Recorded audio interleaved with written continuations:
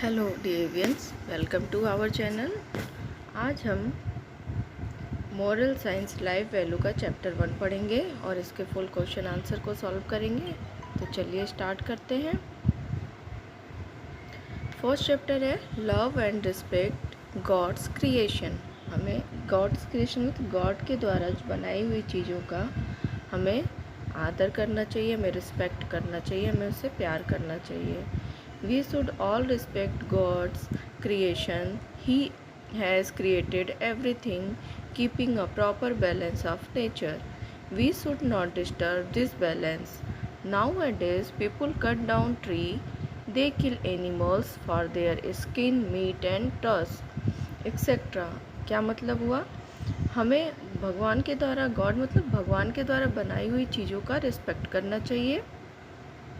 उन्होंने एक proper balance के तहत नेचर को सारी चीज़ें बनाई हैं, नेचर में सारी चीज़ें बनाई हैं। हमें उसको डिस्टर्ब नहीं करना चाहिए। आज के डेट में क्या होता है, लोग बहुत सारे पेड़ कट कर देते हैं अपने पर्सनल यूज़ के लिए। इससे क्या होता है, हमारा इन्वायरमेंट ख़राब होता है, उसमें ऑक्सीजन की कमी होने लगती है, हमें अच्छे हवा नहीं मिलती है। तो ये सब चीज़ें हमें नहीं करनी चाहिए, हमें पेड़ को कट नहीं करना चाहिए। ठीक है, एक बैलेंस, नेचर का जो बैलेंस होता है उससे ये इफ़ेक्ट करता है। Read this story to find out how a king disturb the balance of nature. अब आगे आप एक स्टोरी पढ़ेंगे इसी चैप्टर में। उसमें आप देखिए कि कैसे एक राजा है वो नेचर को डिस्टर्ब कर रहा है, नेचर को ख़राब कर रहा है। तो स्टोरी क्या है? One day the king was passing by a cornfield. एक दिन की बात है, एक दिन एक राजा जो होता है वो कॉर्नफील्ड जो होता है, मक्के का खेत जो होता है, वहाँ से क्रॉस कर रहा था। ही सा स्पैरोज ईटिंग कॉर्न, और उसने देखा कि वहाँ बहुत सारी स्पैरोज हैं जो कॉर्न को खा रही हैं। ही thought that these sparrows eat tons of corn. उसने सोचा कि ये तो बहुत सारे खा जाएंगी। If these sparrow could be stop from doing so much corn would be save. अगर हम इनको स्टॉप कर दें तो हमारे कॉर्न बच जाएंगे।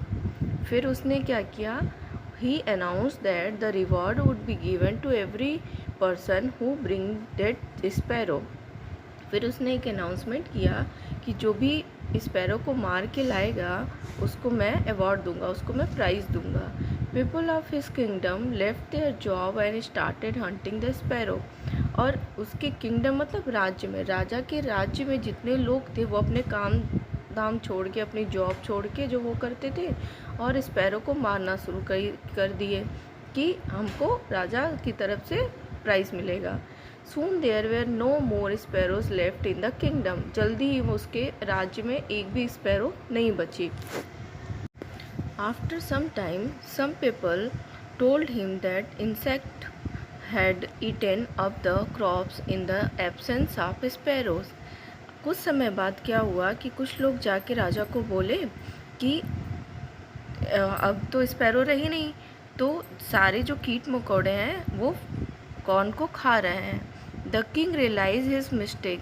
फिर किंग को समझ में आया उसकी गलती क्या है।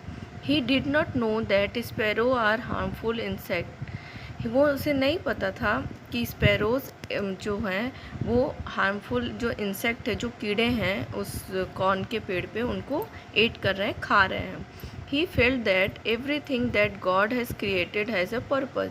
फिर उसे फील हुआ, फेल्ट मतलब फील हुआ कि गॉड ने हर एक चीज़ को किसी पर्पज़ से बनाया है, हमें उसको नष्ट नहीं करना चाहिए, डिस्ट्रॉय नहीं करना चाहिए। He then told his courtiers to bring sparrows from some other place to save the crop. फिर उसने अपने दरबारी को बोला कि कहीं से भी स्पैरो ले आओ और उसको सेव करो। तो इस स्टोरी से हमें क्या शिक्षा मिलती है कि हमें किसी भी चीज़ को नुकसान नहीं पहुंचाना चाहिए, क्योंकि गॉड ने उन्हें किसी पर्पज़ से बनाया है।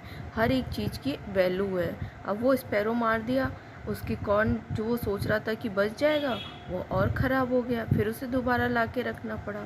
इसलिए हमें किसी भी चीज़ को नुकसान नहीं पहुंचाना चाहिए।